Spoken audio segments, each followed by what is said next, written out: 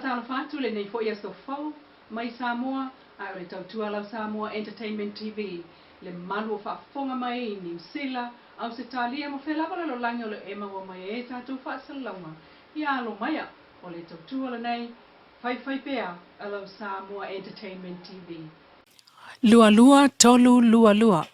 O le numero le nao le laisene taavale po le number plate o le tamai taavale tu aingo le Colt. Na sawai le tama wha matua tangata i le tae ao le so suru iwo mati i le pākanga le Radio Polynesia i Savalalo. Mai a wha atoa o na tatala le pa o le tamai taavale sa tua i le paka. O le toi fo i ato le atali i talavo we ana le taavale na i le paka. Wa tu mailana taavale le siaki wo le se pa utau matau o le pito i tua.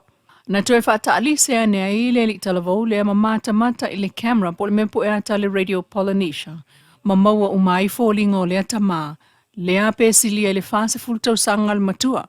Ma iloa atua i fo ile laisene plate, o le lua tolu lua. O le tamai taavale na sa wai le tamalea. Na tātou fasilingia i le ofisa o le pulenga o taavale a whiwa i tele le LTA, mō le tangata e ana. Ai o le tali mai le ofisa o le LTA, e leise numera whapena e maua i la tau whamaunga. O le laisene plate lea, o maita wina e le o se laisene Samoa, talu e le aini fōlinga o se laisene Samoa. E le se ingoa Samoa, ma le fua Samoa i le pito i lunga o numera. Le ai fo i se ingoa peni no le Pasifika i la loifo o numera le laisene. Ua whaalau loa tuai le ata o le tamai lunga o le Facebook o le Radio Polynesia. Mo le sila fio le tunuu, ai o le toe whaafo i vave mai o le pauta avale le ata li talavou. Elena o le motofono Samoa na angi ai le mana ongo whaipule lua se fulu o le fas. E wha ama vai le fionga le tamai taipa le mia o Samoa fia me na o mimata afa. E tolu se lau walu su lima tangata Samoa lo o lalai New Zealand na mōli mawino lo lato fo i sabali file mu. I a ai o le taulanga o New Zealand i mangele town center i Aukilani. Ma wha ale lea wha upunga mo le tele o mafu anga o lato lisi i lalo wha asanga i le fionga le pale mia.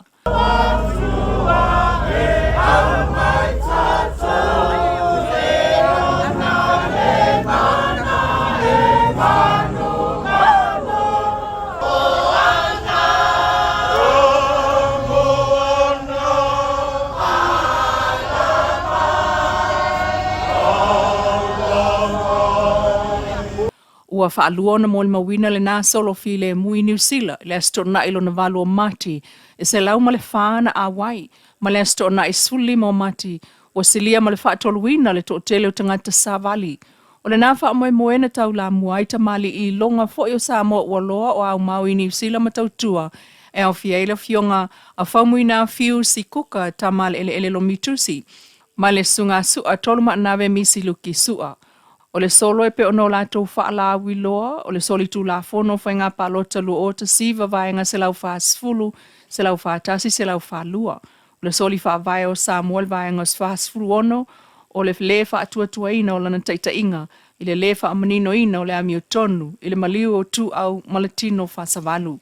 O le vesta lua ilentu si ele sui pāle mia, tu ala Iosefo Ponifasi o le taita i fono o le whaas, e soli tu la fono fo ile ala o mea na whaatau tai a ile la tau fono whaatau sanga le fas ile aso to nai mai le wha o ngā ina whaai unga fono o la tau wheloa inga peitai.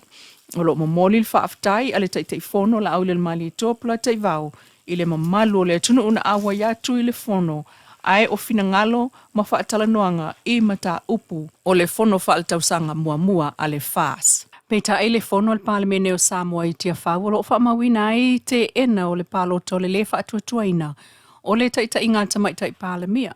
Le sunga fia me na o mimata a whai pule o le vang wha upu whai el HRPP ma le toa se fulu lima o minista o kabineta.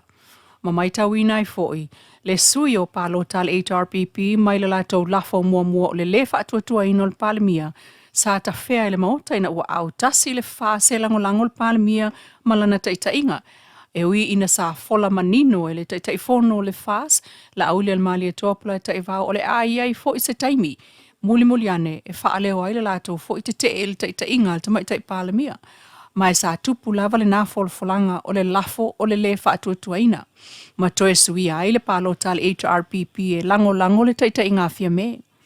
O le tula i mai o solo te e file mua Samoa i New Zealand, E le ngatai au kilani wala tau fola leo o atuai i le ofisa o malo au whaatasi Wellington nei se taimi e avatu ia ila lato mau o le le whaatuatuaina o le fiongal tamaitai pale mia o Samoa. Watoe mawale li ipango ta ya lawi titi tualima ua whaaftai ai i le pule ngole matanga ruengo leo ai o le komisina au apa aulongo i tinu Filipo se vaenga o le tunu na lato fisosoa ni ngā ruenga a leo. Le afief poa na fisul fito matilu o lua lima. Le na mol mawina mai ai ia le toe maua. O le ali i ua savali le lua masina talo na saa ilia. Ele mta ngā ruenga ona ele ngata ina sola mai i tua ma le fale pui. Ai o ta ua ele ofisa o leo le lamatia ai o le nofo saonga le mua o le tunu. Peita i o le fisosoani e tangata lautele le saa ilinga o le ali i mamauane ai. Mai vai ai o ainga le tu malo fleata pe on lip deal observer. Ele oilo ele teiminei pe na faalafi e ainga ile nava i aina mauane ai, mai olo o faya i aisu e ngā leo. E o mai nei foi, ele i whailoa mai ala vai leo pe na whaapefe o na sola i tua lau titi. Talu o le lotoa, ua so o atua le pasi maa walunga, ma waia ta ai tala e pito i lunga. Ma le whai toto au o mea e sulu ia matu waile leo, ai o le mea pu e ata lua whai tu la. O le whaaua wai o na sao mai i whafo pāngo tā ma le loto ai tāna malala, ua fsilingi ai fo ili pūlenga, po o le au whai ngā luenga. Tala tuliloa mai tālonga, ua polo i ai nei le WBO, po o le pūlenga whalapoptonga fuso le lalulangi le siampini o le pānga mamafa, o le Cassandra Usik e aluane e fusu o Joseph Parker.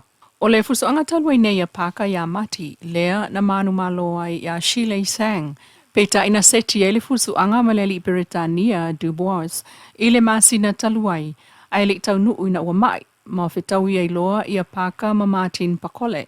Man malo ai Parker i tamu sangalo na lua le tuyoti. Peita ai ole mana o ngā lava Usik, ia toe fusu lava ma Dubois, ina ia mawai lana whaalua na man malo le panga mafa. Peita ai, ole polo inga lewa abati ia ile WBO, e ono tau fia ile whaaua ole mana ongo le li Usik. Ile whatalunanga Joseph Parker ma le New Zealand Herald e ala ilo na pule David Hickings e le se me o iai a wal tu la fono lava lewa solo mai ele WBO lona winga e tatau ia au sik o na avela na wha mua e feto aima Parker o na ulewa na tulanga mua mai whastalonga.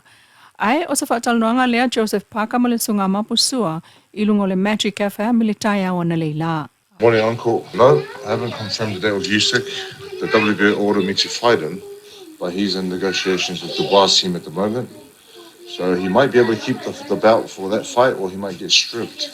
But no, there's no talks on me and Usyk yet. It's just been ordered, but there's no discussions. I think it'll be Dubois and Usyk sometime in June or July.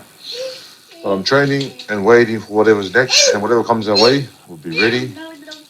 He might, if he does get stripped, then I'd probably fight for the WBO against someone like Justice Huni, who's number one on the WBO list, or Mirza Tuma, or Fabio Wardley. But we'll see what happens. Find out more in the next 2 to 4 weeks. O ta ue paka o le si tolu le whawa ia so o iluma i loa ai o le a whaata tali lava. Pe a whai ai fusul to lua o ta ue ilunga. Whaata tali lava ia mo le sila asanga ai o le taunu unga o le polo inga le WBO. Lau Samoa Entertainment TV malana tautua mai Samoa le neifo iaso, whapopunga le aso atai au. Mantua le Wendy's Design, mo so la e pe au o mai Samoa.